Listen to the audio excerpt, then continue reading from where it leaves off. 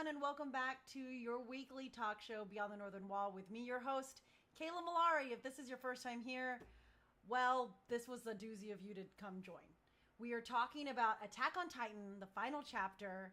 Spoiler alert, with probably the only two other corpsmen who know what I'm talking about. We have Jason down below. Jason has played our Mustang. He's also played Kirishima. He says he's played Kid Flash, but that was once. That was technically Roston's character. He just likes to claim it as his own. Just so you all know. And who else have you played? Who else are you? Guy Sensei? No. No, not Rock Lee. Broccoli? Broccoli. Broccoli. Yeah, I think you got it all. Cool. And then over here, we have the guy that nobody knows who he is. This is Caleb. He will be in our latest project with Core. He actually, back in the day, was in Beyond the Northern Wall, the actual show that we did at Anime Expo. He played Haru. Fun fact, people, when they first saw us performing, thought it was just a Free Boys performance. And I was standing next to people. They're like, is this Free Boys concert? And I said, yeah, you should watch it. And they came to watch the Free Boys concert. And then they stayed. Free Boys, right? Yeah, they were both we Free both Boys. Free Boys. Yeah. Who are you, Jason? You were the one with red hair, dude. No, he was the bad guy. No, it was not the bad guy, the frenemy, Rin. No, other school. Yeah, from the other school. Matsukoka or whatever. Yeah. Mm-hmm. So, like I said, if you're just joining us, we are taking a break from the comic series. I know last week I gave you my top 5 Marvel movies, and this week I was supposed to give you my top 5 DC movies, but we're putting that all on hold because the latest chapter of Attack on Titan did come out. The last one. The one to end the manga. The manga's done. It is done. And I know we're waiting for 2021 for the end of the anime, but we now know where it's going to end. And of course, being that Attack on Titan is our home manga and our home anime, we have to talk about it. If you haven't read it yet and you don't want spoilers, I don't know if you've read this giant sign that's in front of me, but it says spoilers. We will inevitably spoil the end if you haven't read the end because we are talking about the end. So, you have been warned. Leave out of here. Caleb, all of the comrades are yelling at you about Avatar, but that's okay because you at least have read Attack on Titan, so you're good. Yeah. You're doing great. And I'll start Avatar, but it's Attack on Titan time. It's Attack on Titan time. So, how about this? Caleb, in the most consolidated way you can say, what happened in the final chapter? Oh man, okay. So if I'm consolidating it, this was endgame AoT. Yeah. Essentially, we find out what actually happened in the last chapter, what was going through Eren's mind and why he did what he did. Mm-hmm. So that's as concise as I can make it without going into detail. Nice.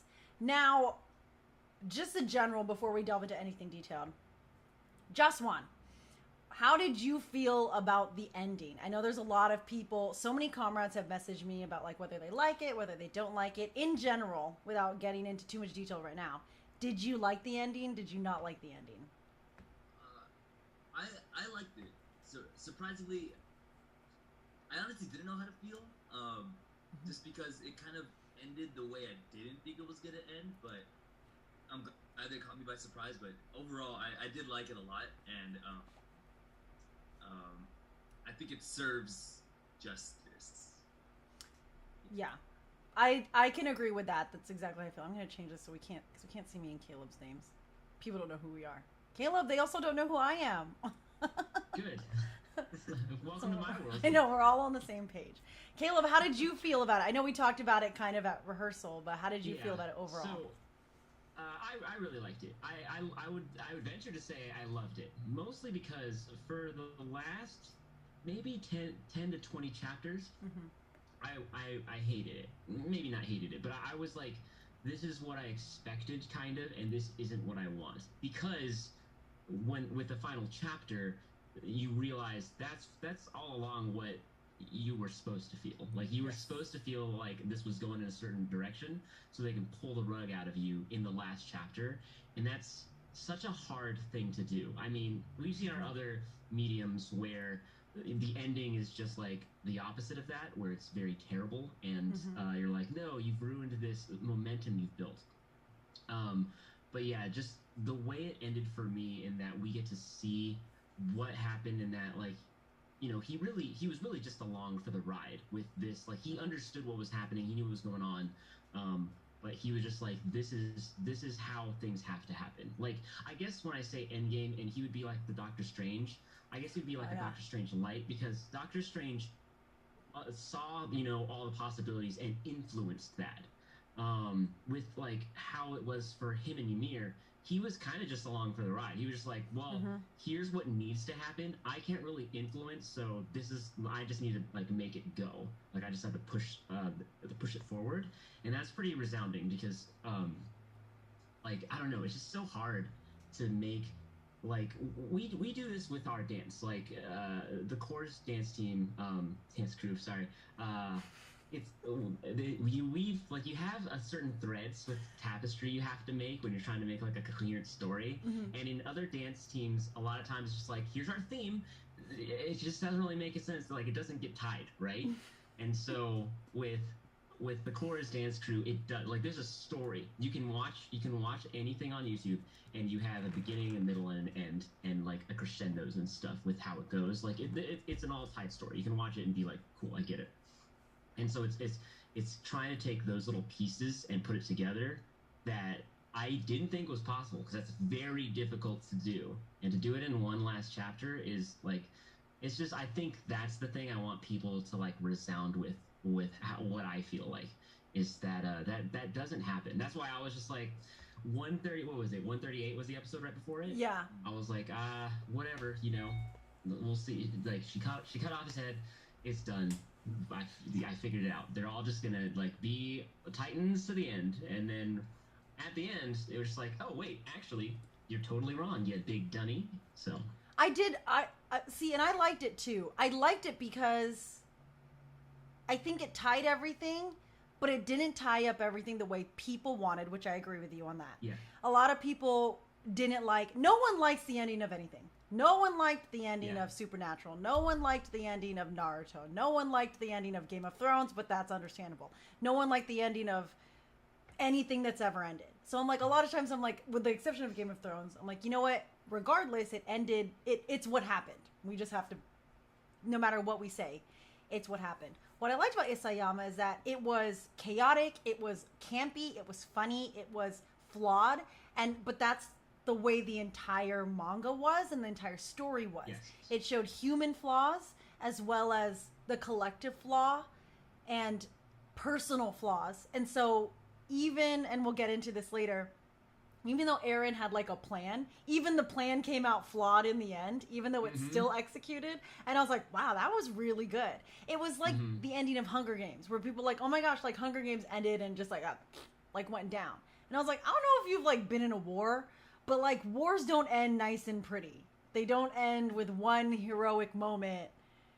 Boom. Like, no, there's no Iron Man saying I'm Iron Man and snapping his fingers. It's messy. And that's what this was. This was so messy and so perfectly messy in that end. Major moments for me, and I'm going to go around to you guys so you can think about it. Major moments for me that caught me. I put my response on Instagram right after I read it, and I was heartbroken. And every comrade was like, responded with, Mikasa and Eren. And I was like, oh no, sorry. I was so not sad about Mikasa and Eren at all. That was not, like, they are what they are. I cried, I didn't cry on it, but I felt it when we show Levi, who's hit. I was going to say that, yeah. Dude. Right? Okay, because we know, we've been new about Eren, Mikasa, Armin, sure, great. But we get to Levi. Like, in the chapter before, he's literally a dead corpse going. Like, we don't know how he's going. Half of him, he's half alive. He still has enough Capricorn energy in him to look at Mikasa and say, you need to get your shit together. Like, he literally says that. And I said, I'm so happy you're alive, Levi. Like, even when you're dying and you have nothing left to live for, you're like, can you all just do what you need to do now and have your, like, panic attack later? So great. Then we see him. He's done. He's hit. And he's just laying there. And then he sees the entire Survey Corps in front of him with Erwin and Hanji and his squad in the forefront. And I was like, oh. Yeah. Like, dude, you lost everything. So at that moment, everyone was like, oh, Mikasa. But I was like, okay, I'm looking at Mikasa and Levi the way I looked at Infinity War and Endgame with Peter Quill and Thor. So, like, we were supposed to feel bad for Peter Quill because they're like, oh, Gamora's dead. He's emotional. He ruined everything because he loved her. But you're like, but Thor lost his whole world, like everyone. Like 3 times he lost it. And then he lost his brother. And then he was almost killed. But he's still, like, doing the thing that he needs to do to get things done. So are we really supposed to feel bad for Peter Quill? Because you're like, dude, you ruined everything for Gamora. That's how I felt with Mikasa. She's like, oh, I gave up Eren. And everyone's like, oh, poor Eren. And I was like, but Levi lost everyone in his life in the worst way possible. And he's dying. Like, boy can't see out of his right eye. He's done. Yeah. So that one hit. And then we go over to Connie and Jean. And they become human again. And I was like, thank God. And then when they see Sasha, I burst into tears. I did not expect that at all. I was like, oh, that's it. I'm done. That was the one that got me. I couldn't, for like a full 5 minutes, I couldn't read it. And I went into, Rostin was playing a game, and I walked up to him crying. He thought something happened. He's like, oh my God, what's wrong? And I was like, Sasha! He was like, I hate you. What? I thought you were hurt. He's like, I thought someone came in and hurt you. So those to me were like, out of everything that happened, those were the moments that really got me as being like, oh, that's where the heartstrings were tugged. Everything else was kind of boilerplate. So I don't know about you guys if there was any other iconic moments. I don't know, Caleb, Jason, you want to go first? You good. Okay. So one moment that stood out to me the most was when Armin and Eren were talking to each other when they were kids. Oh, right? yeah. And they're like, they're talking over that ledge, overseeing like that little river thing, right? And they're just talking as, you know, as homies do, you know. That whole talk with Mikasa, like talking about like, oh, Mikasa's gonna move on, you know. She's gonna find someone she actually loves, and she's gonna, yeah. I was like, dude, that's straight homie talk, cause, you know your friend, like if you're Armin, you know your friend's like messed up, you know, he messed that relationship up, and like he's so far gone, and you're just like, you know what, she's gonna be with someone better than you, so take it as it is, you know.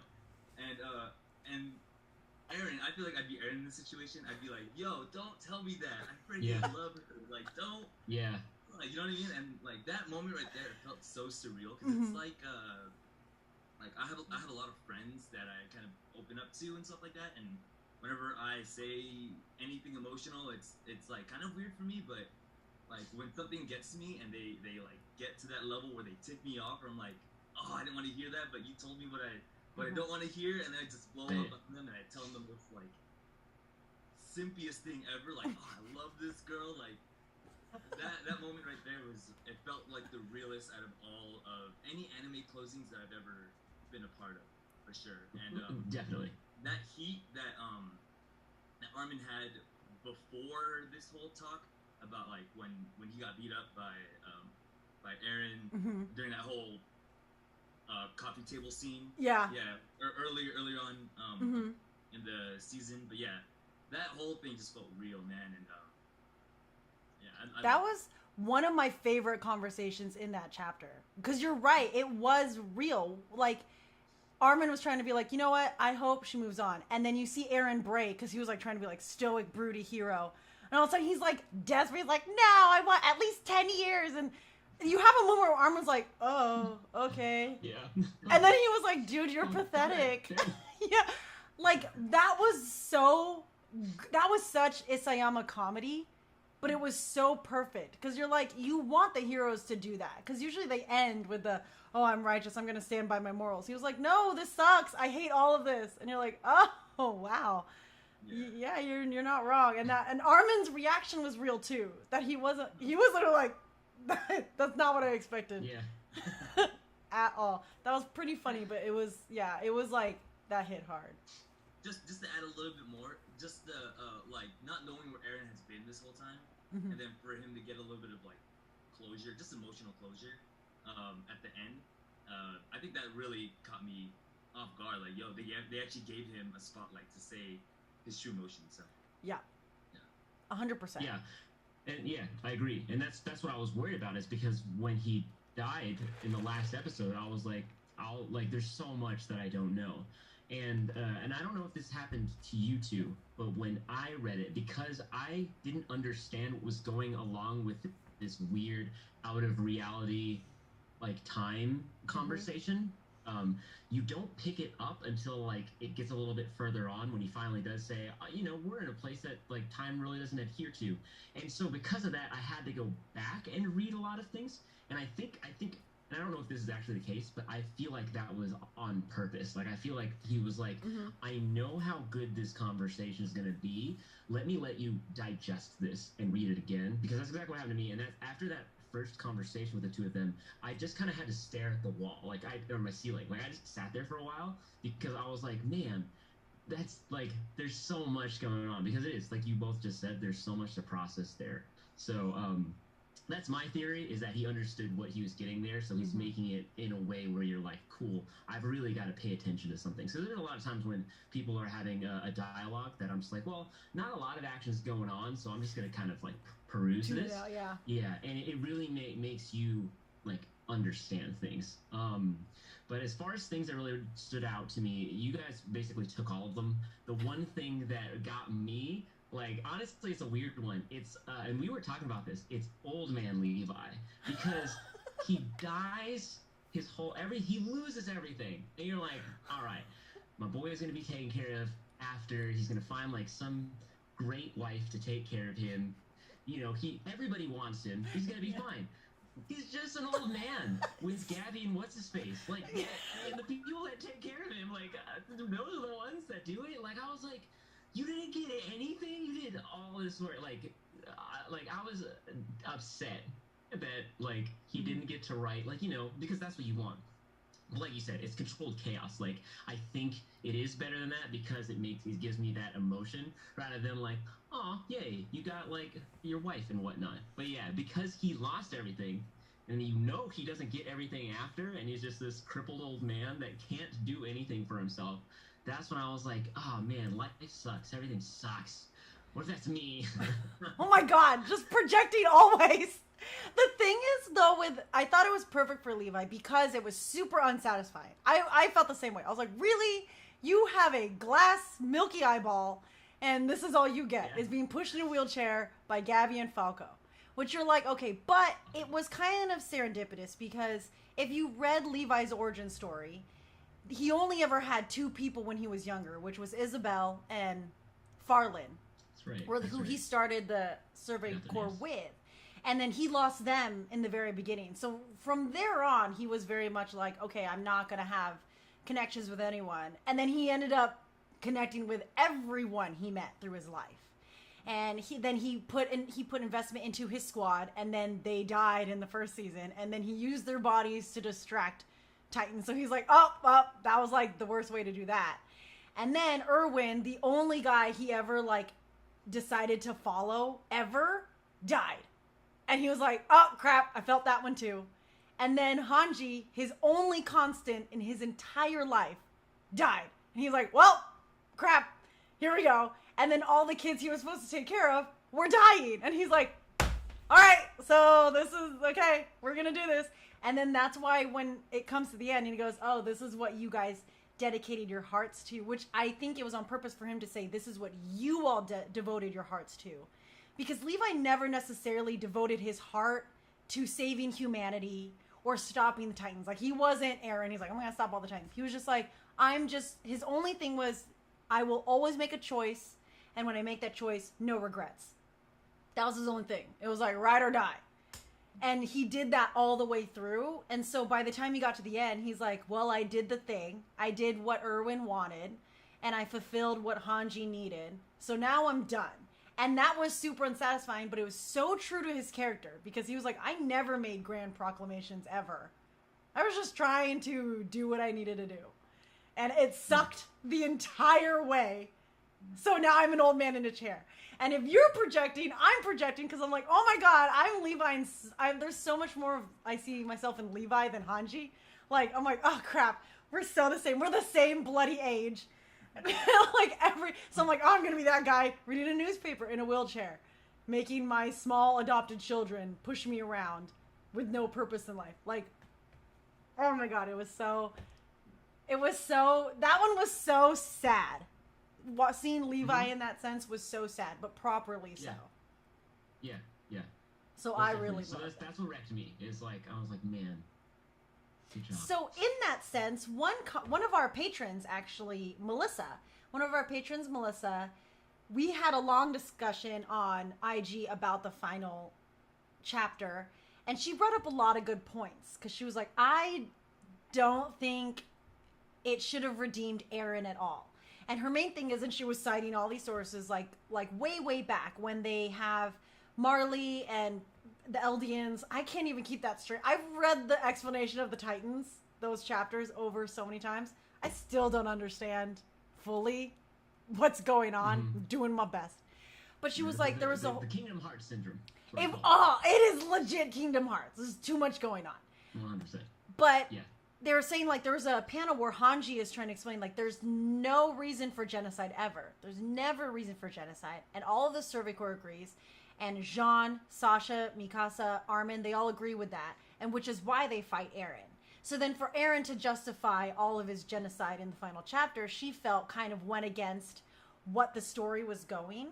And so I have my own opinions on that. But I don't know if you guys have your opinions on that. Do you think, like, it was a clash of ideals? Do you think Eren suffers from the Sasuke syndrome where he just had all forgiven in the final chapter for no damn reason? Like, the Sasuke syndrome. I mean, we all know how I feel about Sasuke, but that's a real thing where, like, you can do all this terrible stuff and then it takes one line and everyone's like, oh, all's forgiven. Everything makes sense. Mm-hmm. So do we suffer from that with Attack on Titan? Go ahead, Jason. No, you take it. I've talked a lot. I don't really have an opinion on this. It's just, you know, like you said, Sasuke syndrome. At least Sasuke survived at the end, but Eren didn't, you know? So, I mean, Sasuke gets to be into the next spin-off, you know, and gets to be the whole thing, but Eren doesn't get any of that. But I think the people who, because there's still that big army, right? The Jaegerists or whatever. Yeah. They're still like kicking. Oh yeah. They like think him as a god, right? Yeah. Mm-hmm. So it's kind of like. So the question is Eren's, is it justified? Is he justified? Yeah. Does he end Is being genocide actually? justifiable? Is he a hero? Is he an anti-hero? Is he a villain? Is he all those things? Is he none of those things by the end? Dude, yeah, that's a tough question. For me, I'm such a peace giver. Like I don't think genocide is at all okay. Like in any means, in any term. My gripe was if Eren could see the future, couldn't he have seen something that like was more peaceful? You know, like this was the only way you can do it. Like Caleb got a good point. I thought about this a lot too with Doctor Strange. Like what was it? Like there's a 4,000 million or something. Yeah, movies. There's only one where like humanity becomes a thing, but I mean he couldn't see anything like that. So yeah, I don't think what was it? 80% of the population on Earth 80%. 80. Mm-hmm. That's a lot. That's a lot. Down to like 50 or something. You know, like that's a lot of people. That's a lot.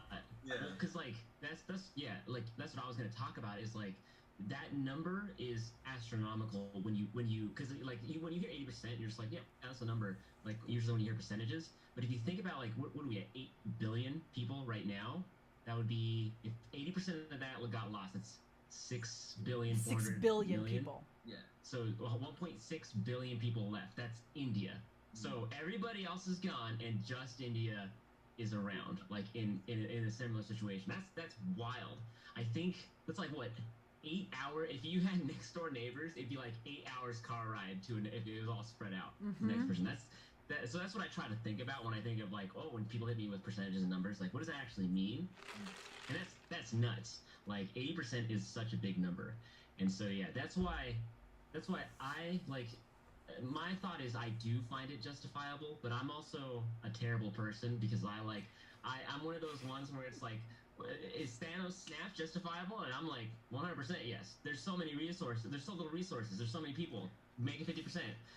That's my thought. And this might also kind of be spoilerish, but like if you think about how Death Note ended, and there was the same thing with the Jaegerists, and there was people that still followed Kira after Light died.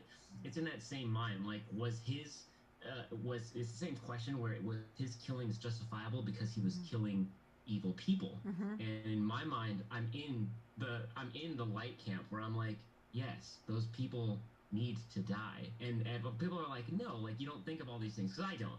And like if people do get into this long debate with me, I'm always shown the light where I'm like, yeah, they are people, and I'm not seeing all the I'm not weighing everything, because I just think big picture, and that's hard. It's hard to do one or the other. It's hard to think big picture for small, like people that are very like Jason, like just passionate or like peaceful, and it's hard for big picture people to think about the emotional side of stuff. So that's kind of why I think it's justifiable. I see the ends justifying the means kind of dude, and I know that's polarizing to people's thoughts, but I agree. He got it. All right. No, I mean I think it's justifiable for what Eren was trying to do. So if we're just looking at Eren's perspective, he was like, I'm getting rid of 80% of the population so that after all this is done and you guys are revered as the heroes, no one can create a rebellion. There can't be a smaller civil war that comes about. No one is going to have the resources. So that's like, in an evil way, that was super smart. I was like, when he said that, I was like, like, okay, that makes sense. In the grander scheme, though, I kind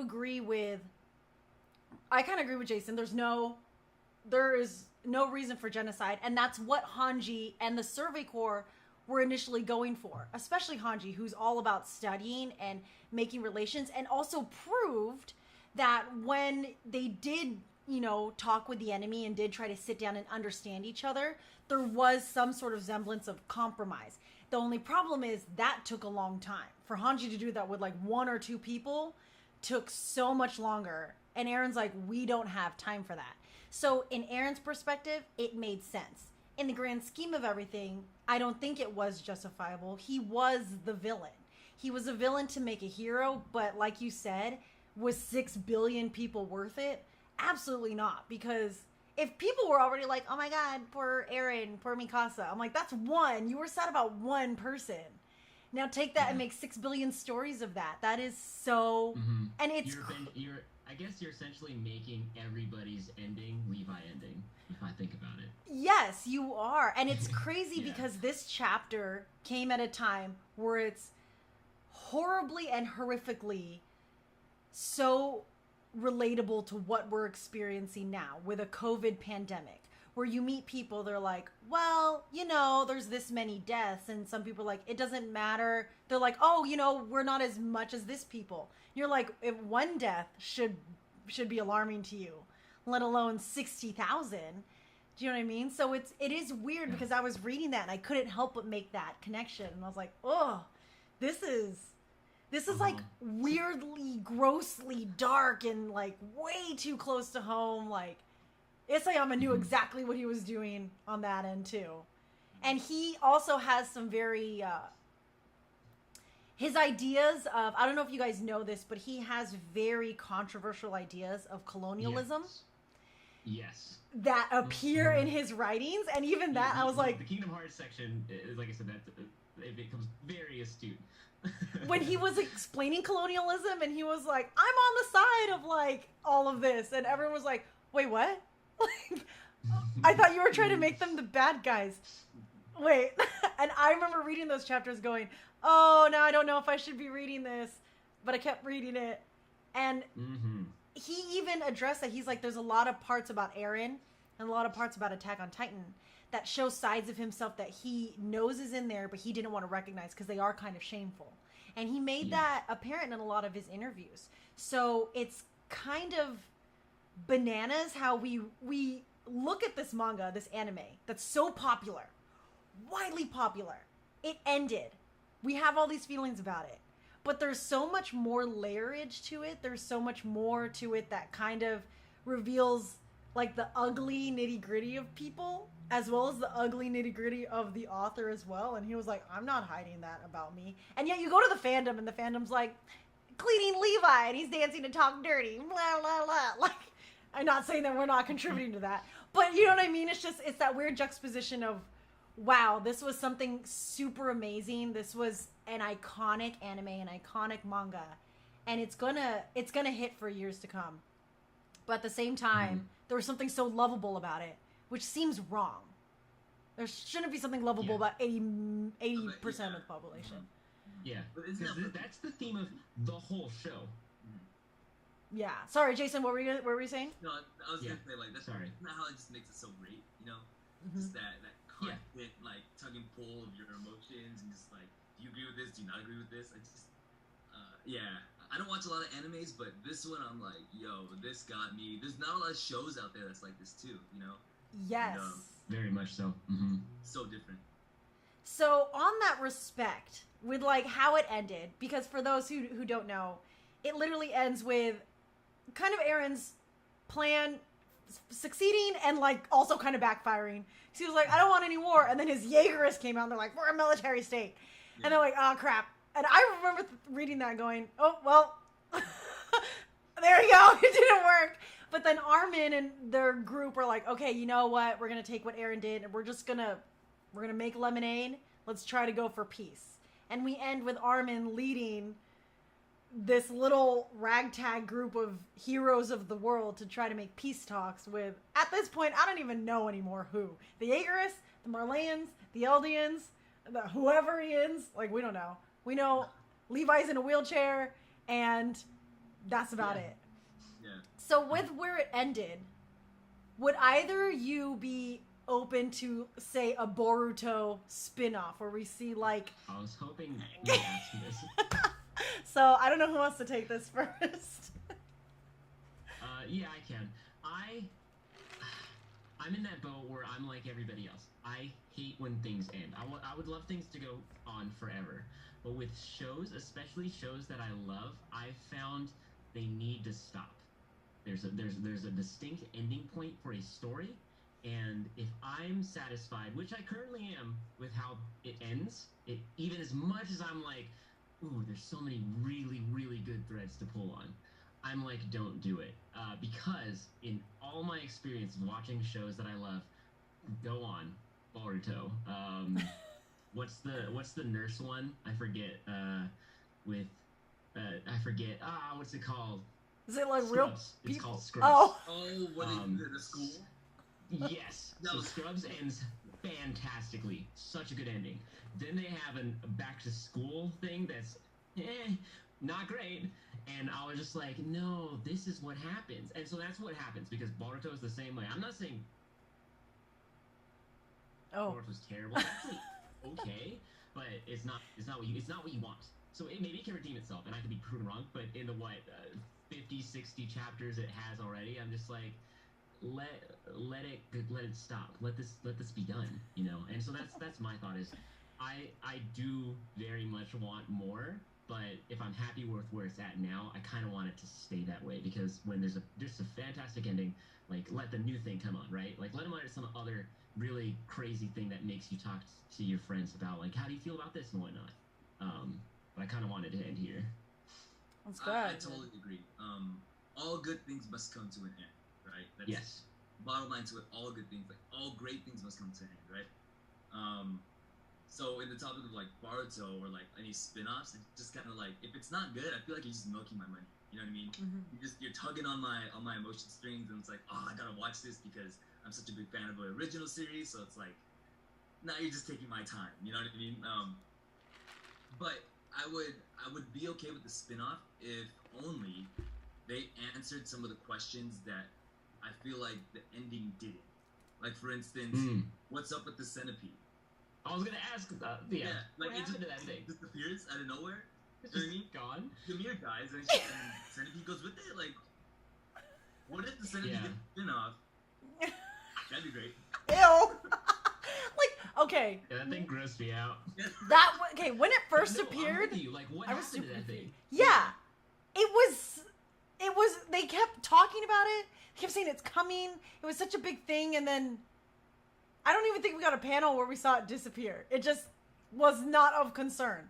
So maybe it's just running around. Maybe it's still it's still out there. I think another subject. someone else even Like said, a Yeti. I don't really know if they closed off Historia's line or like her storyline and everything. Historia had a baby, and then she's with this man in the cabin. Yeah, so it's confirmed she had a baby with Farmer Boy, and that's about it. And then because you don't really know what she's up to, but I guess she's there. Like I guess that's her life now. But yeah, like there's still queen, I though, was just right? like I guess. Yeah, isn't she like Yeah, technically? I don't know. Well, we don't know if there's I a think she kingdom. is. I think she is. But see, Yeah, they never who's said queen? that either. Well, I don't think she is, because remember they said they destroyed all like the structure of everything, and then that's why the Jaegerists were able to rise up and create a military state. So I was assuming, with that being a military state, I was like, okay, maybe she's just like, I get to live my best farm life with Farm Baby and Farm Boy, which made me mad because her and Ymir, like after Titan Shifter Ymir gave her that letter and whatnot, I was like, the love of your life is dead. You're not happy with anyone. This is like a consolation baby. This is consolation farmer boy. That was sad.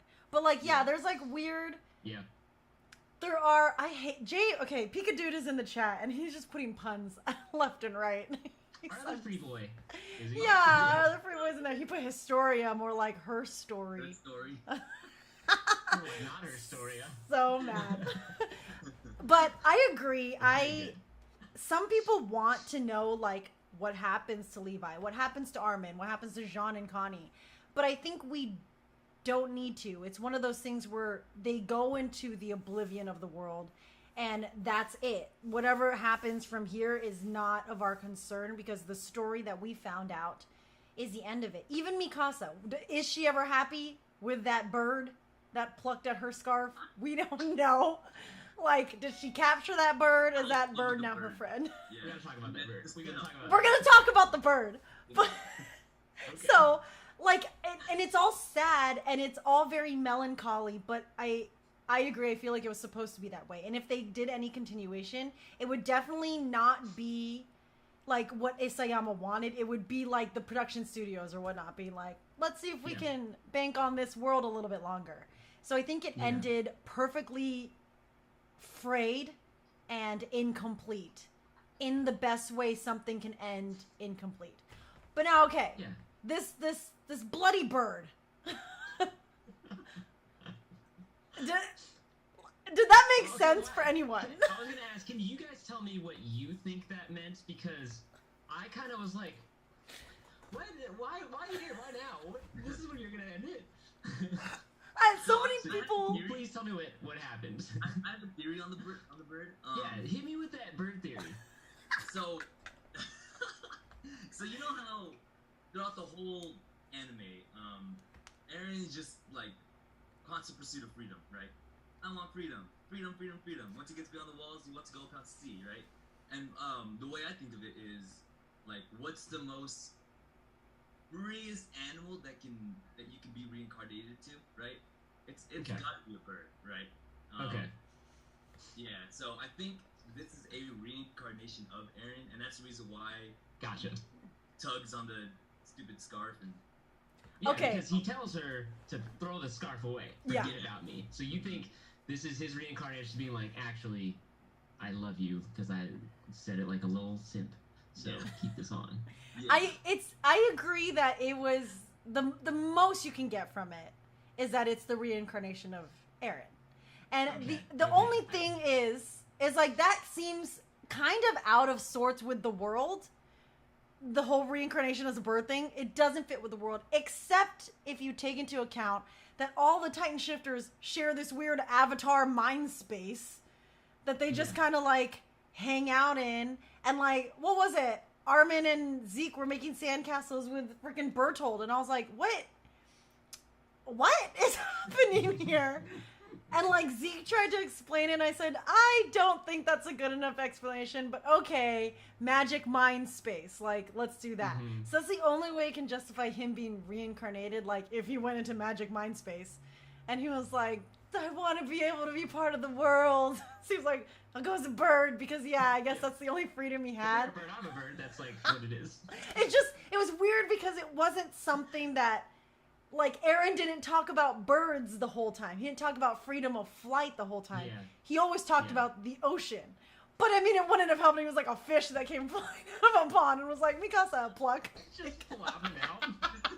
He's like, Mikasa, I'm still in. Just gumming her scarf. Ew, yuck. Or just like fish slapping her. Keep that on. So, Do it was, fish now. I don't know, Caleb, what did you get from it?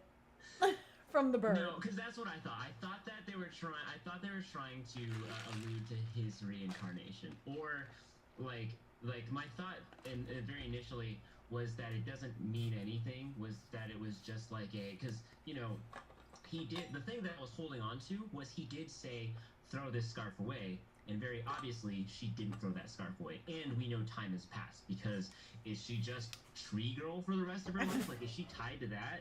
Like there's also the other idea that they talked about she'll find somebody else, and you find out no, she doesn't find anybody else. She's there, she's committed, and she's sad with what she's learned. But like so I didn't know if it was kind of like a nod to like, oh, maybe I should take this off, and then a bird comes and puts it back on. She's like, oh, this is a sign. Maybe I should keep it back on. So I toyed with that idea. I toyed with the idea that no, it was nothing, but she's also in this very like not fulfilling ending where she's holding on to something that's gone because she feels like remorse. And then this was just like a hit to like keep doing this bad thing. I do kind of feel after like sitting on it, it is more of a reincarnation deal. And it's funny because just like you said, it's an idea that I don't like to adhere to just because I'm like, that's kind of out there.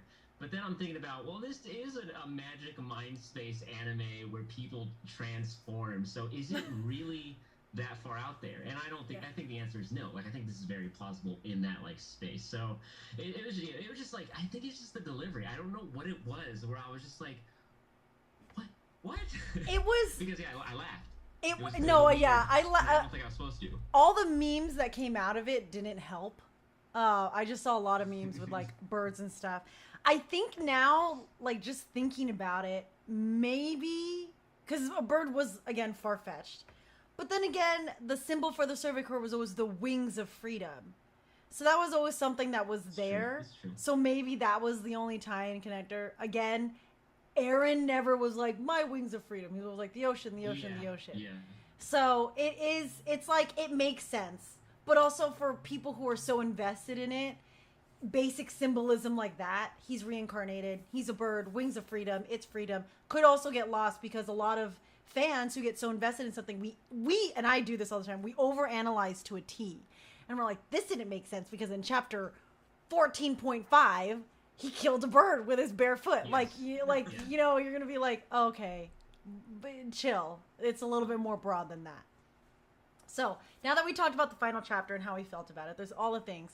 Now, in the entire series, before we get into how we felt about the series in general, what were some of your favorite moments, whether it be in the anime or in the manga, that were like, as you go on, you will always refer back to it? Like, par exemple, when we always think of Naruto, I think everyone will unanimously agree that Lee taking off his weights I was gonna say, will be the moment everyone will be like, hey, if I want to get you into this now, just thinking about Rock Lee taking off. But like we all know that was the moment where we were like, oh my gosh, what did we just get into? I'm gonna love this forever. So what is the Rock Lee taking off his weights? 19. Yeah, what is that moment for you in Attack on Titan?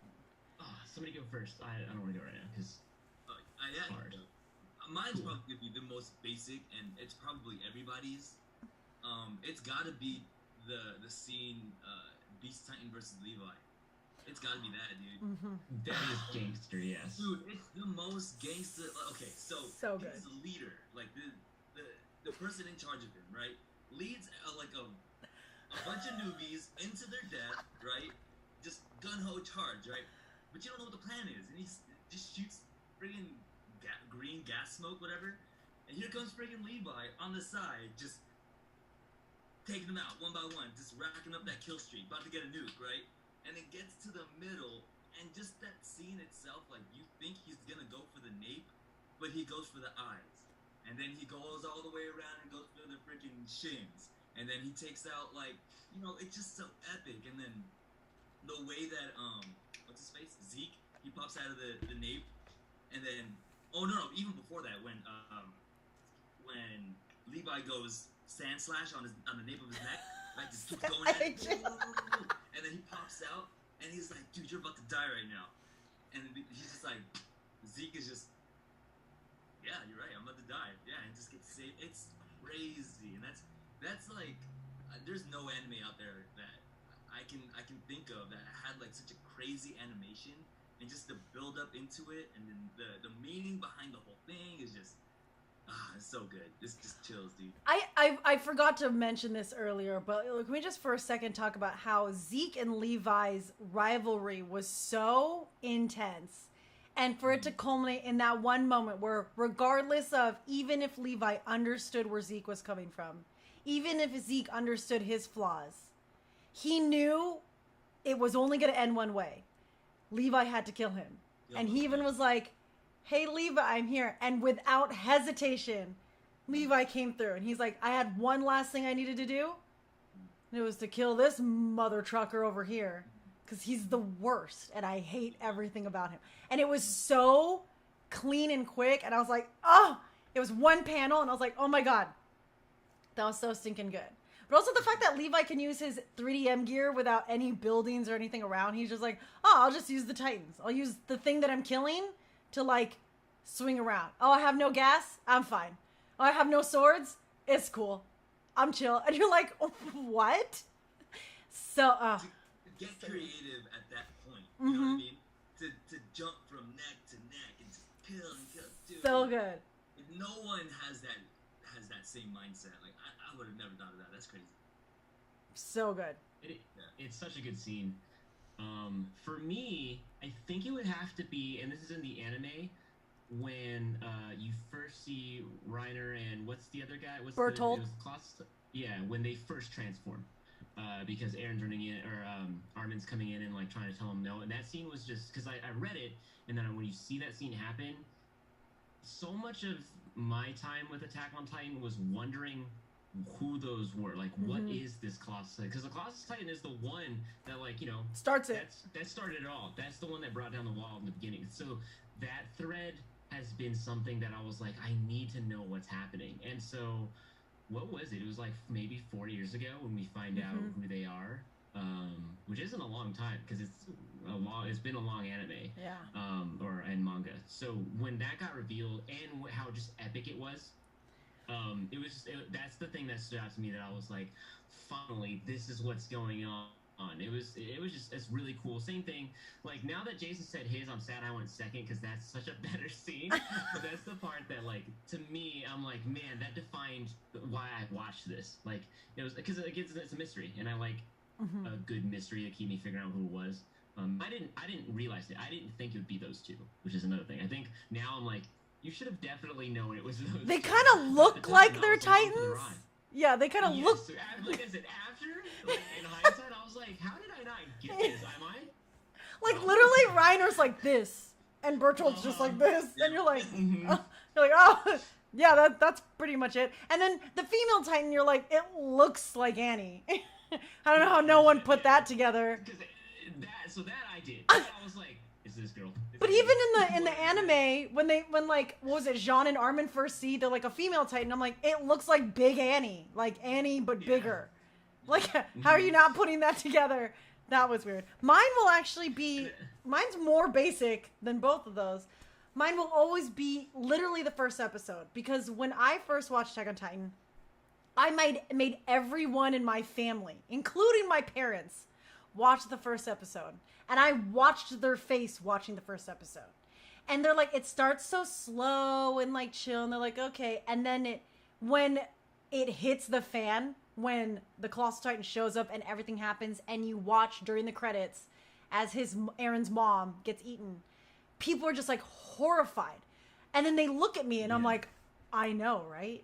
Like, what is this? Now you got to watch the second one. And that will always be, I remember watching it and being so thrown with not expecting that at all. Because that's the first time it happened, I think. Because now you see it in, like, Promised Neverland and stuff. You're like, I know what's going on here, you know? Like, it's such a threat. Game of Thrones. Everything is that now. But that was, like, one of the first times you're just like, oh, God, you know? So yeah. That's a really good one, honestly. It was, and it's how I'll get people into the anime from here on out. I'm like, I don't even think you have to watch the whole first episode. Just watch that credit scene where everything goes down. And you'll just kind of be thrown.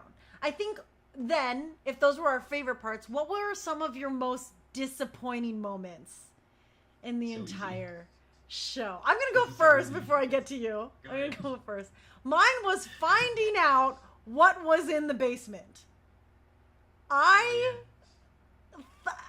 got it. I understood what was in the basement. But after everything, after losing everyone, after the big hoodoo, I was like, $1? 3 books. And they don't even tell you everything you need to know. We don't find out everything until years later after the time skip when Eren goes to a completely different country. I was like, 3 books? Yeah. And it's your family photo. Well, crap. Like, what did I expect in a family's basement? Probably that's exactly what you'd expect in a family's basement is old photo albums. So I was like, all right, Isayama, crap on you. You got me. And I was just so mad because I was like, this is what we lost Erwin for? Okay, fine, whatever. So that was my big disappointment moment. I thought it was going to be cooler. I don't know. Go ahead, Caleb. No, I'm with you. Yeah, dang, now that you said that, I'm kind of like, that's true, huh? What else would be in there? Just a bunch of folk. Yeah, whatever. Like, you wouldn't have the founder of the Titans be just waiting there all these years. He'd be like, it's me! Yeah. You got me. You win. He's like, you found me! It's done. Got me. Now your turn to hide. Mine was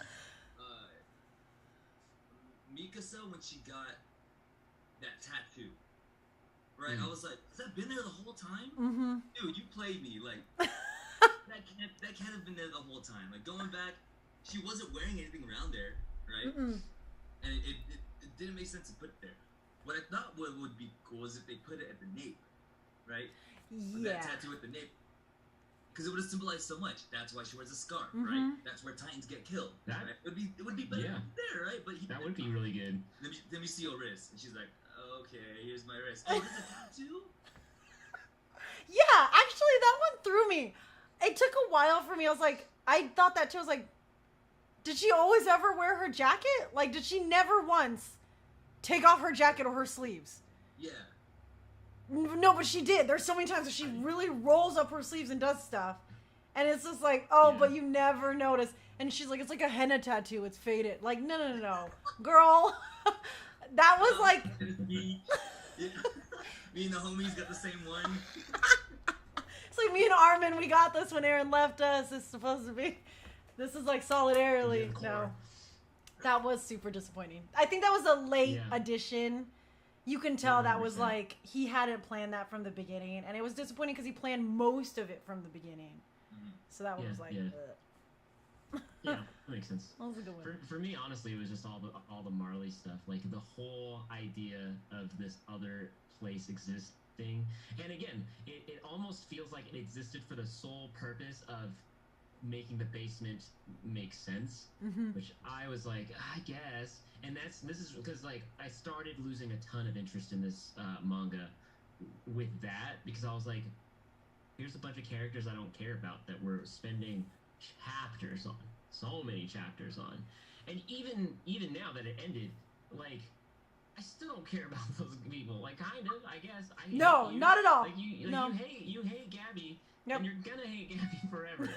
And so it was just like, why was this so long? And so that's why I hated it, because like there was a very obvious agenda that was trying to be explained there, and I was like, I get it. This takes a chapter to explain your agenda. This is where your camp is, and this is how you think, and this exists. But it was like so long, so that was the super low point, almost enough where I wouldn't have finished this. Yeah. I almost stopped reading when we got to Marley because I didn't care about anyone. I also didn't even care about Eren at that point. I was like, where is everyone else?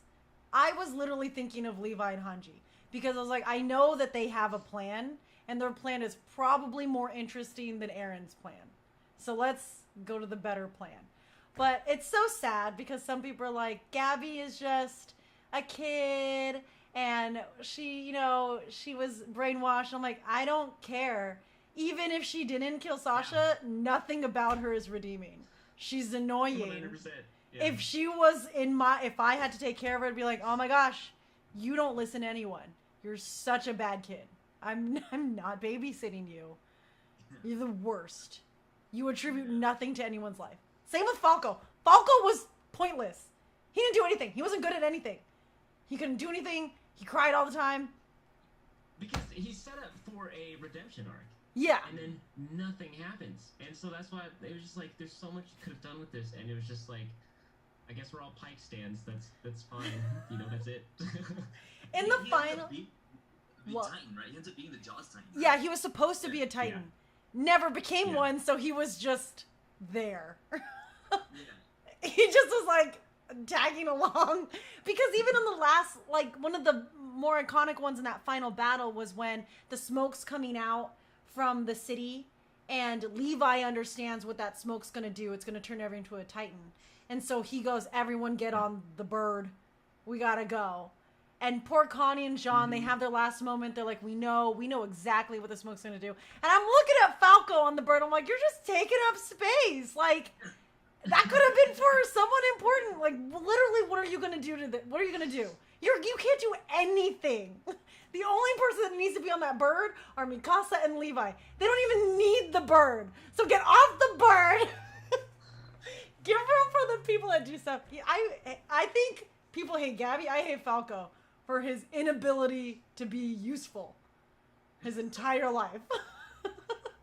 Simping over Gabby the whole time. The whole time he's like, Gabby, and I'm like, oh. Whatever. Yeah. I was not invested in that relationship at all. Like them trying to. No.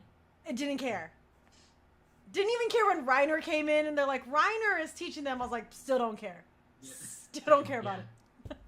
Yeah, because I know like I said, I felt like the agenda was there. We get it. You wanted to make something, but I couldn't tie to any of this because it's been years we've spent with this anime or this manga, and so you can't just like I've seen it done where you can like switch and then build up other characters, but yeah.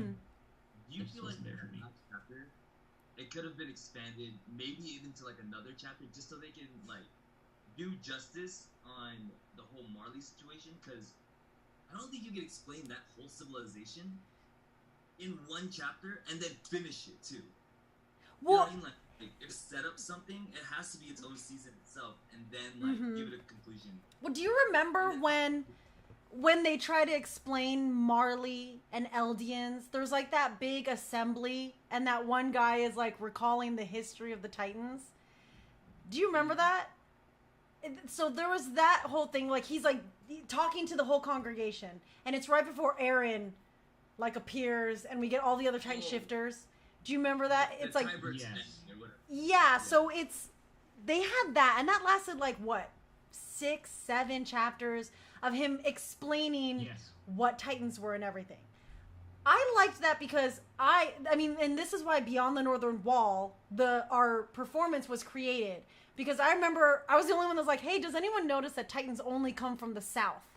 They only come from the south, and they've never come from the north. So what's beyond the Northern Wall? Which is where our whole thing came from. But then that was cool, because I was like, okay, you're explaining there's this whole civilization to the south. That's where the Titans come from. Cool. But then he spent like 8 chapters trying to tell the story. And I was reading, and I said, I don't think... It's like when someone someone tries to tell a story, they're like, okay, so like today I did this thing. Wait. But before that, like 3 days ago, this happened, and you need to know what this happens before I get to this. So this happened here. Okay, but like while this is happening, so this person, that's what those chapters were. He kept like, it wasn't linear at all.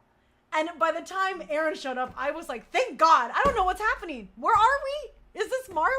Who's Marley? Yeah. Where did we get here? So I agree that they didn't really flesh out, and they tried. I think that's the sad part. He tried to flesh out the other civilizations the whole time, and I don't think he fully succeeded. Yeah. Like at all. Because again, I still don't care about Marley. I don't care about any of them. So. Yeah, I agree. Yeah, you guys own my eyes for sure. I was like, okay, I'm just kind of along for the ride. But now since you guys kind of broke it down, I was like, yeah, screw those guys. Who cares? Yeah, I also hate Eren them. for ruining your city, and thank you one for blowing up their dog. Who cares? These stupid kids. Yeah. What I feel about Marley is what I feel about Boruto and his entire generation. I don't care. I want to watch an anime about your dad, not about you.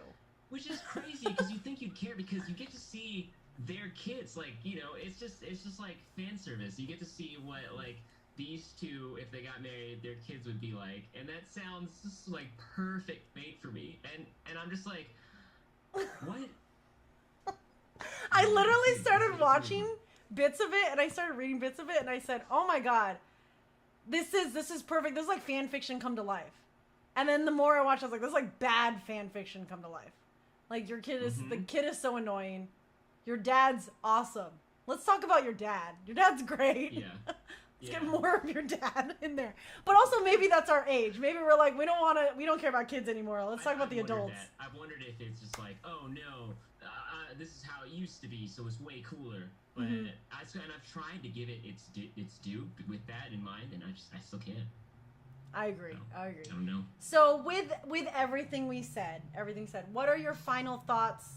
Well, no, not necessarily final thoughts, because we kind of talked about what our final thoughts are.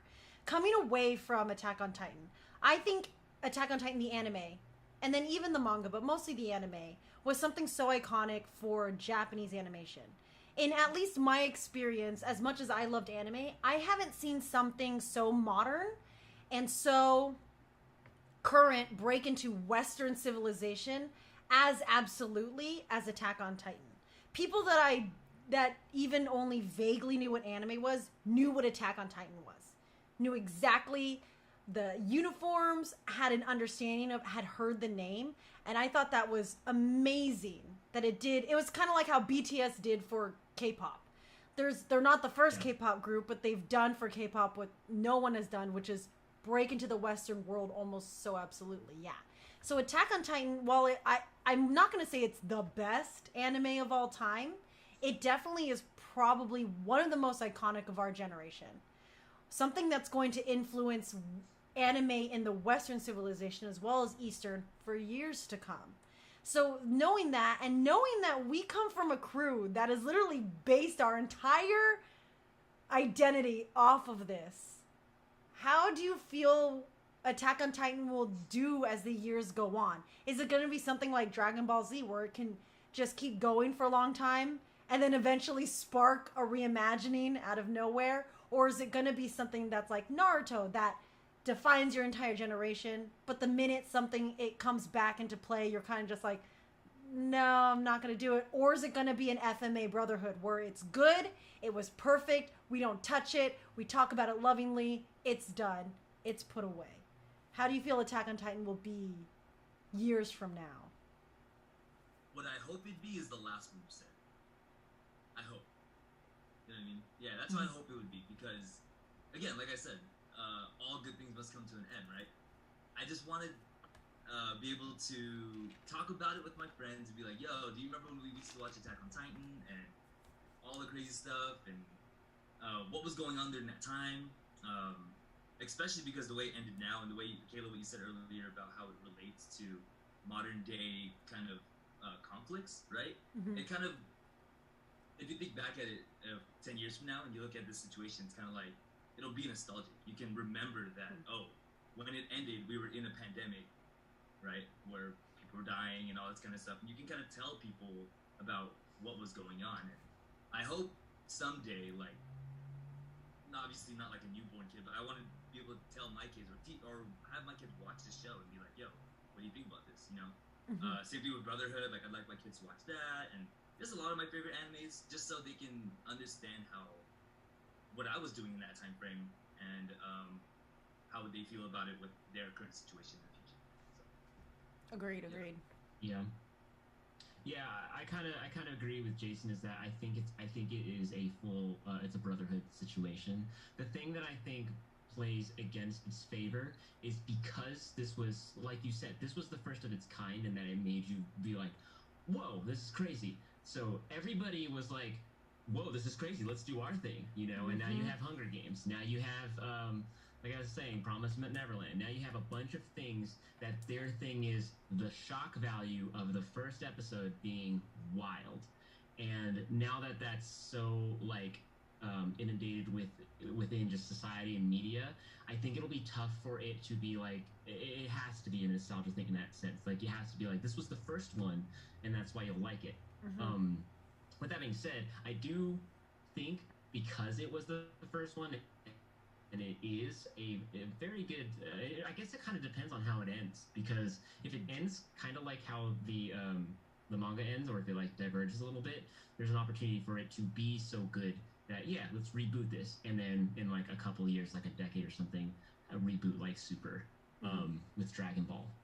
But I think that's the biggest problem it has, is that now there's been so many copycats that it'll be hard for a younger generation, because the younger generation is gonna be like, oh, you mean like this new thing that it's based on that's better than it? And you'll be like, I'm gonna punch you in the throat.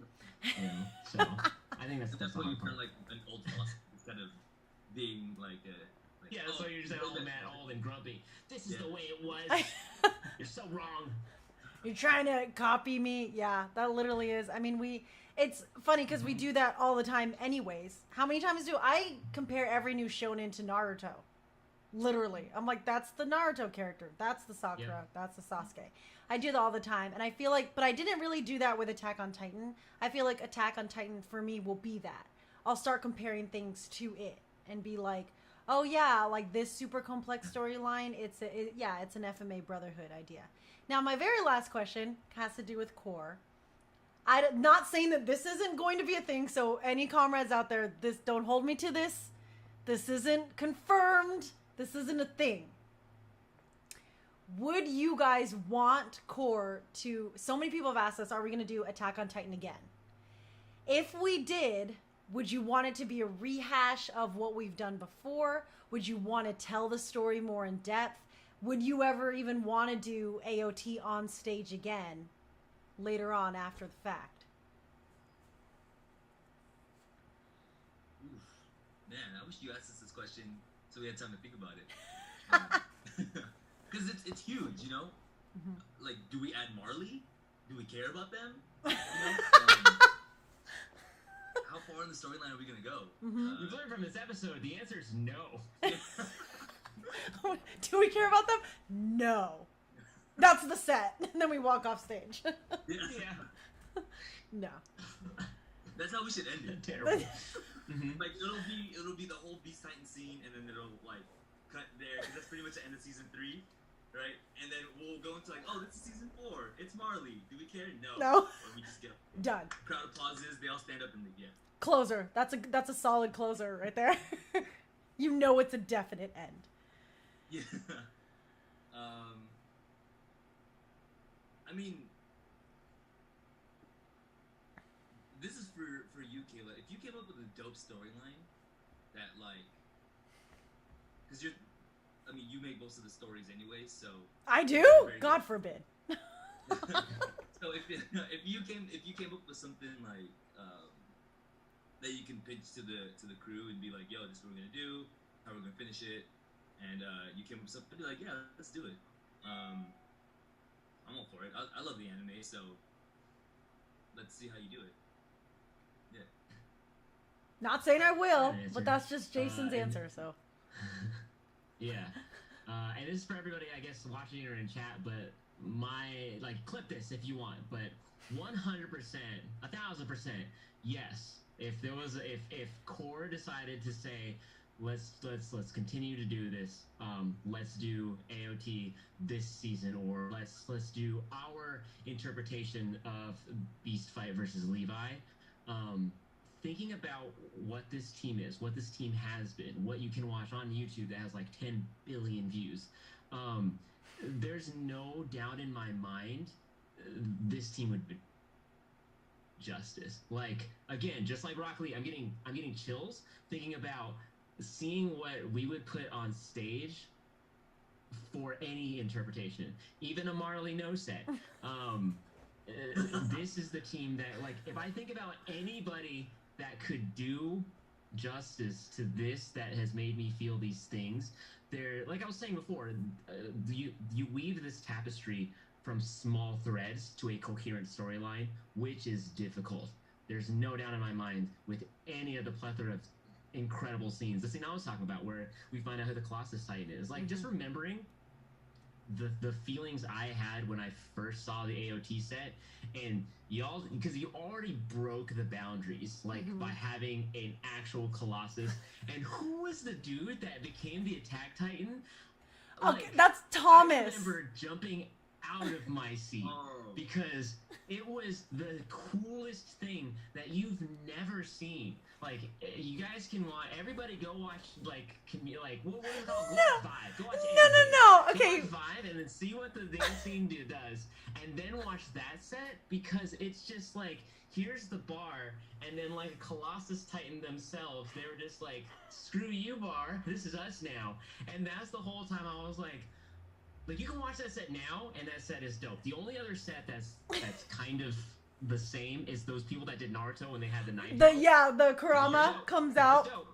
Okay, wait, really quick. Like, with our Attack Titan, with Thomas coming out for AX 2014. Just so you guys know, Caleb's crew was the other crew, and it was so exciting for us because we got to like cheer for Chemical X. And they were in the audience, and like that was our first time at AX, so we didn't really know the people there. So it felt like Survey Corps was performing for Chemical X, because that was all of our friends. I to this day, I cannot watch that scene because it's Thomas. Thomas busts out as the Attack on Titan, and I always have to fast forward because, one, we didn't even try to make him look like a Titan. We didn't put makeup on him. We didn't do anything. He's just naked. He's just a naked man on stage. That's it. There's not even a cosplay. We didn't try. Second, Eddie was the one that wasn't even what was supposed to happen. Eddie was like, oh my gosh, what if I took my vape on stage and I put a little smoke when you appear? Didn't tell anyone he was going to do that. So when we look, everyone's like, why is there smoke? Like, where did that come from? Also, did we, like, I remember me and someone were like, did we tell him to do that? Did we tell him to wear a cloak and come out? Was there supposed to be a chair? What is happening? And then he just slow motion kills people, but everyone's kind of confused. And like, you see Thomas look around and he like passes over Eren. He passes over Mikasa. He finds a random girl, Misa, and just like kicks her. He just beats a girl on stage. And that's it. And then nothing else happens. And so I remember being on stage during that part going, this is so awkward. It's so slow. There's no one on stage but a naked man. No one's doing anything. What am I talking about? I remember the smoke being incredibly epic. Like, I thought you guys had like smoke machines. I thought he jumped out and exploded. I remember the sick fight. Am I just like, do I have the Mandela effect right now? No, if you think it's great, I'm glad. I'm glad because on stage, I think you can see, I'm like holding the bar, not watching what's going on because it's not ending and it needed to end. I was like, oh my God, this is the longest moment of nothing. And it's just, you see Jenna as Mikasa waiting for Armin to kill him. And that's it. She's like, I have nothing to do right now. Or is it gonna stop? Didn't you do the set for like one of the community dances? Like, what's the one we did it for Ultimate Brawl. Yeah. Ultimate Brawl. And for Ultimate Brawl, wasn't it like a production? It was less than that because we added so much more for AX, but it was nice for Ultimate Brawl. There's a lot of things going on for Ultimate Brawl. Let me just tell you that also There's was always a lot of things. That it's just like there was a mess on so many levels, but like if we took it to the stage. And so many people asked, are you guys going to do Attack on Titan again? It's funny because, like, neither of you got to be in the Attack on Titan set. Which is, like, funny because I would love to have you guys in it. I think you guys would have a ball with it. But if we did it now, one, we'd have to recast a lot of people. Because as much as we love, like, Adam's always down to play Eren, just in, like, life. But he's not a dancer anymore. Do you know Adam's a professor? No. I can't imagine that. He's a professor of English. That's a Marley No situation. That doesn't happen. He's a teacher. Our Eren Yeager is a teacher and teaches college kids about English. This is the darkest timeline. It's kind of crazy. And then Army. Wow, that's awesome for him, honestly. Is that bananas? That's real. This Buck Smash Brothers professional, and I don't put the English professor do it. Like, that's crazy. That's actually wild. What a talented kid. Jeez. No, I know it's crazy because I follow him on his stream, and like he talks so well in his stream, and I'm like one of the only people who still calls him Eren Yeager, and so he's always like, oh my gosh, Mom, you're in the chat, and I'm like, you're a professor, like. You used to be this little spazzy kid on stage who was our main character for an Attack on Titan set. Like, get out of here. And then, like, our Mikasa isn't here anymore. Jenna's just traveling the world being artistic and amazing. So, if we did a new... Amazing. Just being Jenna. What's sweet is yesterday, I just got a letter from Jenna. Just, like, because we write letters to each other, because that's how me and Jenna are. The heck, I don't get letters from Jenna. Yeah, because you're not. Nobody knows who you are, Caleb.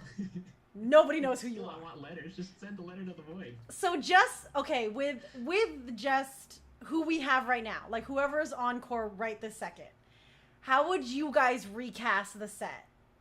How would you recast Eren, Mikasa? Would you recast Armin? Would you recast Levi and Hanji? Who would you cast as the Beast Titan? Zeke. I mean, Levi's gotta be. It's gotta still be Rostin for sure. Like, even if he doesn't want to dance anymore, I think he has to. Just make an appearance. You know what? The fact that you said that, he'll do it. Yeah. If Jason says it, he'll do it. I'll text him later. It's a lot of power. Yeah. Let's see. I think Liz played a really great Armin for sure. So I think she. Oh God, Liz. Yeah. Liz is the one I. Yeah, it's funny because it's hard because Liz would be fantastic Eren too. Like when I think of the current cast, she's just got so much pro tag energy, right? Like she's insane. So I like her as Armin, but I could see her as Eren too. If I had to like cast, I don't know. This is a hard question. This is the question I wish you asked us to like prepare for. Nope, I like when people aren't prepared. Because not only do you have to think about recasting, you have to, like you said, like the Beast Titan. That I would ask Eddie to come back and say, you must dance again. You're the Beast Titan. That'd be pretty sick. I don't know. Who would you pick as Eren? Who would be our new Eren for you? Knowing where Eren gets to at the end of everything. Does Matt count? Because that's who I put in. Because Erwin's dead, so just reincarnate him as Eren. Yeah. As a fish. Yeah. Can I be the fish? Would he? That was supposed to be. No, can I be Attack on Titan worm centipede? And can my role be just to be there always, but not do anything? In the background, always? Yeah. Everyone was like, I hate what's going on there. I hope something happens with it, and just nothing happens with it. It's like, that's so modern dance. Something that's just in the background and then just walks off stage. It's just human centipede, played by me. But Matt as Eren, it's crazy because I can't think of him other than our Erwin. So maybe he'd make a great Eren. But like he was always to me he's always the leader of the Survey Corps. I don't know. Yeah, he'd make a great Eren. It's weird though because Eren is like so hard and broody and like genocide, and Matt's so not that person. I think Matt is that person. I think actor Matt is that person though, because when I see him in the videos he's been doing lately, he can really do that. Like, you're right. He can play like the broody person. You guys also weren't there for rehearsal where I said doo-doo and he laughed for about 5 minutes, and Koki was just like, really? Doo-doo. That's the one? It was pretty hilarious. Really? Matt laughed? Yeah, I was like, you know when you make noises when you choreograph? And I was like, gaga, doo-doo. And then he literally, you know his Matt laugh when he goes, ha! And he like claps? Yeah. And he laughed forever. And Koki literally was like, seriously, doo-doo? This is the one? This is it? He could not stop laughing. And Soulmate was like, wait, did you say anything else? I was like, no, I just said doo-doo. That's it. That's what he's laughing about, is doo-doo. So it's a lot to get Matt to laugh. Yeah, that's what I was thinking too. I think he was so tired. Like, you know when you get to that delirium state? He was done. We're all dancers. We've all been there. He was at that point. He was gone. And he was done for the night. And we were like, okay, well, let's just run this, then we gotta end. He's down. He's down for the count. That's really But funny. so okay, if Matt's Eren, who would you cast as Mikasa? I was gonna ask you that because I'm trying to think of it. Like I don't. That's a hard one. Sonali? Well, who's? Honestly, yeah. It's funny because I was like, she makes a perfect Sasha. Mm-hmm. But in terms of pure power, like who on stage could be pure power? And it's Sonali. Yeah. That sounds weird to say her name. Sonali or Lauren? But I'm just thinking Lauren. I can see Lauren as Mikasa because it's the same thing. Because I do see Sonali as Mikasa, but she's just Sasha to me. Like I can't. I see Lauren could play though for me. Like because she has played Levi before. If Rawson wasn't there, Lauren can play a really good Levi because she does have like, if you notice her dancer face, it's very intense. I actually love the idea of Levi Lauren. Really cool. Her face when she dances looks like she's gonna kill you. Like she's just gonna kill you. For sure. Yeah, she has like mad and steez. it's the Levi steez you're talking about. Yeah. She has enough of that swag to be like, it doesn't take much for me to break the floor. And you're like, oh, okay. That's okay. So I think if I did, I would cast Sonali as Mikasa, Lauren as Levi. If Roston doesn't get Jason's text, because sometimes he doesn't check his text messages. And then He has a specific ringtone for Jason, so he gets that. It's been very apparent. I could literally text him, and I've watched him not pick up his phone. And then literally Jason's name pops up, or Sin, and he immediately, and I'm like, I'm looking at you. That's not cool. Yeah, see, if I had that power, I'm going to text him. You can go in the room. Yeah. We saw that power last night during the Patreon thing. Nifa was like, describe all the people. And he was like, describe Kayla. And he said, car was describing me, was just car. And people were like, she's a car? What? Then it got to Caleb, and he said, oh my god, he's so funny, he's weird, he's really smart, he's super talented. He said, I'm over here like, what? Why did he say car? Because we got a car. We got a new car. You have to check the story. Okay, I saw the story. But Yeah, but it's... Car? Because I helped him get it, because it's our car together. And he was just like, I've never... Yeah. So he went to car. He just went word association. Not even like, I love her, let me describe her. He's like, word association. Kayla bought me a car. So car. And I was like, great. That's all I get. It's a car. So, with that, who would you guys cast as... if this is they're supposed to be hated, but what, say we needed them in the set. Who would be your Gabby and your Falco? 100% I would be Falco. 100%. Everybody would love it. No, Jason, we need you for like actual Titans and stuff. I would be Falco because like the bar is so low and I'm like, I can do that. I can do that. The only other thing I can think of is Grub. It's Grub or Falco. You choose. Grub. You know what? Honestly, if I was casting this, I probably would have gone with Jason. You would be the new Eren. I think I would go with you. I see Eren as Jason too. Yeah. Especially based off of how you played Mustang for Brotherhood, FMA. I don't know what your girlfriend's name is, but she was on the team before, right? Like you guys were on together. How do you not know, Jess? I'm offended. I wasn't on the team then. It doesn't matter. We announced her name more than once. She dances, and I was gonna say she would be a good Armin or Mikasa. Like she also has like seeing them together. They'd have like really good like energy. So I think them as a unit would be really strong. Yeah. That would be good. Jess is the kind of person who's very quiet, but like when she dances, she kills it. So dude, yeah. She would make. I've only seen her in the dance circles from like when you guys did the freestyles, and I was just like, whoa. So yeah. She's legit Mikasa when she dances, because she's so quiet. And then we went to AX, and she got in the circle as Sero, and I'm pretty sure after the music ended, we all mushed her against a pillar, because we were like, what? Like what? What was that? So good. I think we were freaking out. I think me and JK were just beating each other up because we were like, did you see? Is that the same person? That's so good. It's crazy. And then, Caleb, I would actually see you as either... Honestly, like, I mean, Hidalgo will always be Jean for me. But I kind of see you as Jean just because... I want Hidalgo to come back. I know, I want Hidalgo to come back. You're in the chat, brother. Oh, is he in the chat? Yeah, he's in the chat. He was earlier. But we want him to come back. But I think you'd be a great Jean, especially where Jean...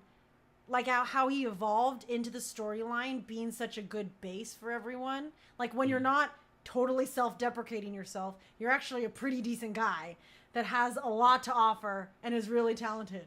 So poo on you, you'd make a great addition to the 104th. Aw. Wait, Jason looked like he had a character for me. I was gonna say Flock.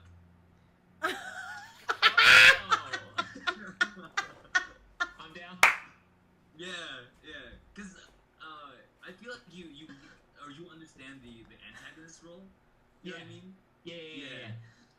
So, being a bad guy is great. Did I tell you guys? I used to think as a kid I was destined to be a villain. Like I figured everyone grew up into roles, and I was like, I think I'm a bad guy because I like Darth Vader.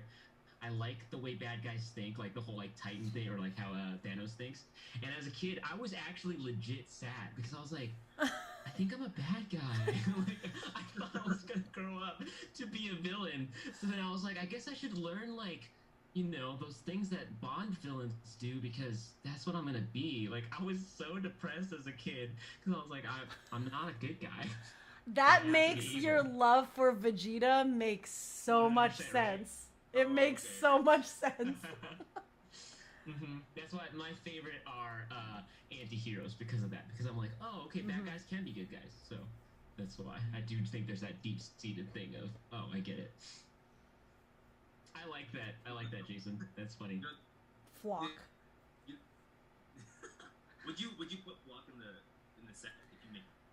I don't know. It'd be like you said. It'd be hard because there's so much. Like, I don't know where we ended our set as basically season 1. But, like, if we did a set again, would we do season 2?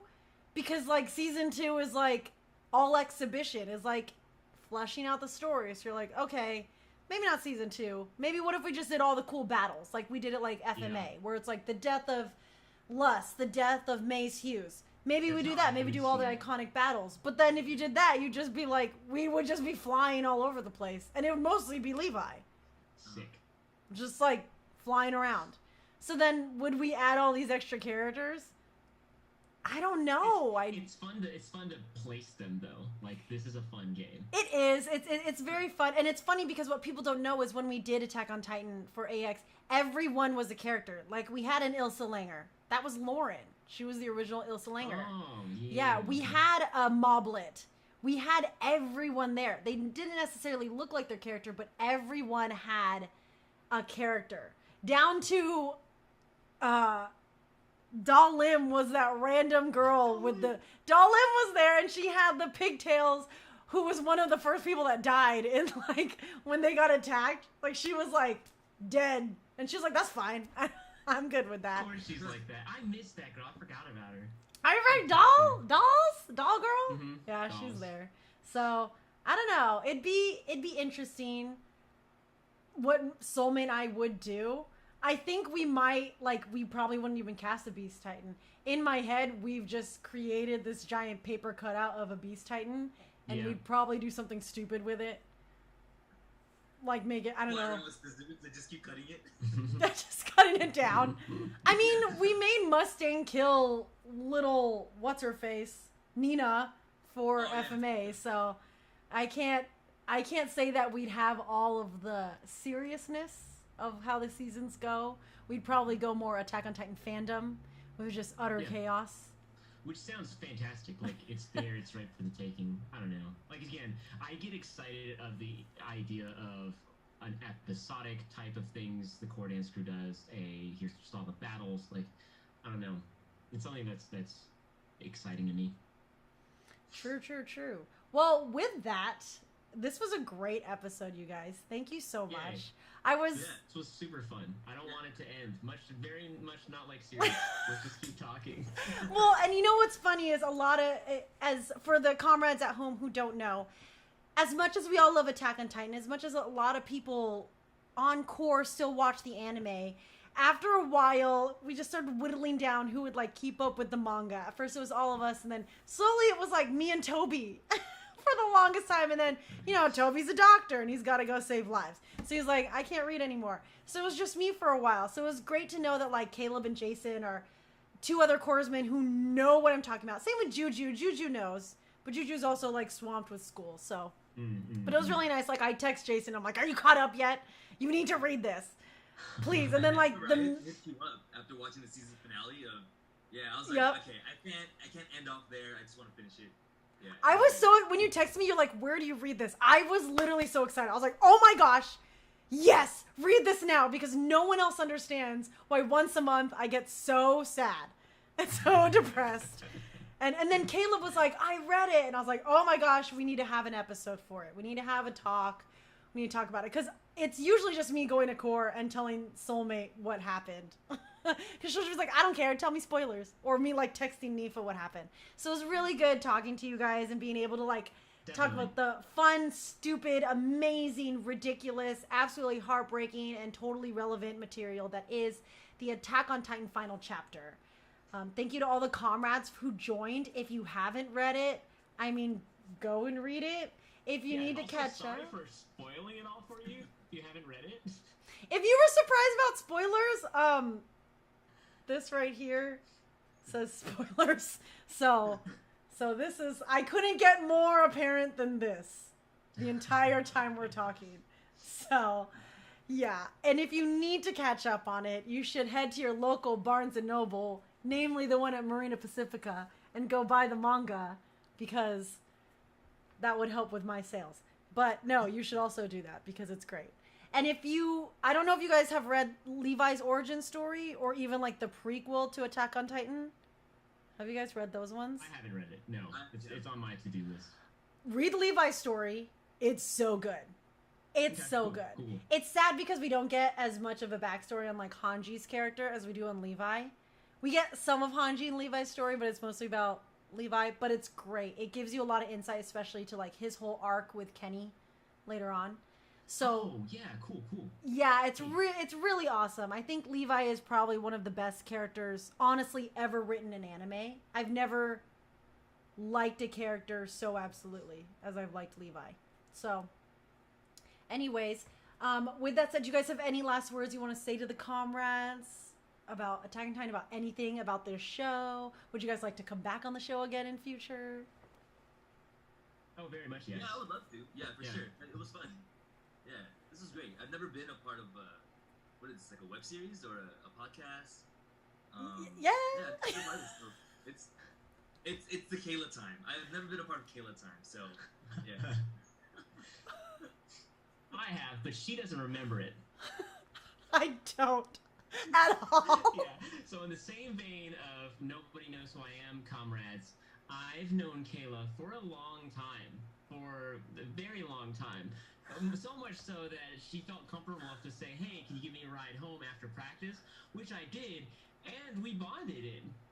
And this face says it all. She does not remember that. I don't. And so every time I talk about, yeah, we've known each other before the core and stuff, she's just like, no, that never happened. I think we also had like a lunch randomly when I was on CG, and you were like there. It was CG stuff, because I think the reason I was there was for my ex at the time. Yeah, and so I remember you said that, and I was like, oh my god, I legit sat next to you and had lunch with you. And I don't remember any of that. But in that respect, I will say, if I don't remember much about you, Jason doesn't remember much about me. So it goes in a full cycle. I've invited Jason to do many things with me. This is like, I attribute our relationship to like Zuko and Azula. Like this is, but I'm both Zuko and Azula. Like I just want him to love me as much as I love him, and he just couldn't care ever at all. we bonded when we went to go do John's music video. Oh, that was fun. That was super fun. Yeah, that was cool. I had a great time. We were stuck in traffic. You were telling me everything about Batman. Like, oh yeah, I did. Not the other, but I was like, dude, you know a lot about Batman. You know what's funny, Caleb? You know what's funny? So we teach together in active learning. Now this is just us randomly talking. We teach it together in active learning, and I had to go like test. I went to his school while he was teaching the kids, and I had to test them. And we're waiting for the kids to get picked up, and one of the kids goes to the whiteboard and draws two faces. One's like a mean, grouchy face. One's like a happy face with hearts. And they go, guess which one's you and guess which one's Mr. Jason. And they put Mr. Jason under the mean one and me under the happy one. And I laughed. I was like, that's so wrong, but this is amazing. That's so funny. I can't imagine Mr. Jason being the mean one. He's like, they're like, Mr. Jason's mean. And I was like, haha, that's what it feels like. So. I don't know why that girl hated me. She hated me. You've never been there before either, so No. like, That was my first day there. Yeah. I'm over here like, oh, let's run it again, So I'm sure she's like, I hate this guy. You know what was funny though? I'm like sitting in the back, and there was like these kids talking. And Jason, you're a great teacher. I actually love watching Jason teach kids. He's so good. But you were like, why are you guys talking while I'm talking? And I remember mumbling. I was like, yeah, Jason, why are you talking while I'm talking during core, huh? That's how it feels.